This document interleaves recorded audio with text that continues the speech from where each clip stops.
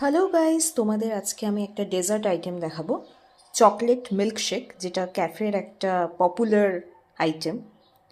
So তার জন্য লাগছে ক্যাডবেরি ডেয়ারি মিল্ক, হার্শিজের চকো টিউব, হার্শিজের চকলেট সিরাপ, আর এখানে আমি একটা পাউডার লিকুইড মিল্কের প্যাকেট নিয়েছি।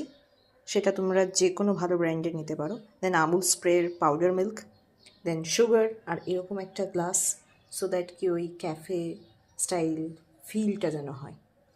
তো কি করে বানাতে হবে আমি তোমাদের বলে দিচ্ছি। প্রথমে এই গ্লাসটা যেরকম হাইট আছে সেই হাইট অ্যাকর্ডিং তুমি কিছুটা মিল্ক নিয়ে নেবে, লিকুইড মিল্ক। তার মধ্যে তুমি 2 টেবিল স্পুন পাউডার মিল্ক দিয়ে নেবে।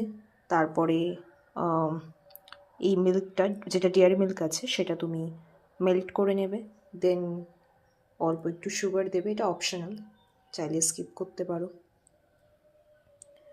আর ডেকোরেশনের জন্য আমরা এই চকলেট সিরাপটা আর এই চকো টিউবটা ইউজ করব। তো এসব কিছু করার পরে গ্লাসটা কেমন লাগছে দেখতে সেটা এবার তোমাদের দেখাবো।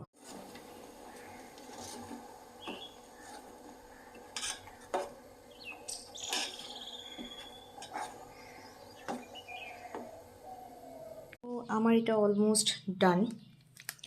তো তোমরা এটা হট চকলেট মিল্কশেক হিসেবেও খেতে পারো, আবার যদি কেউ মনে করো যে আমি এর মধ্যে আইস দেবো তাহলে সেটাও খেতে পারো।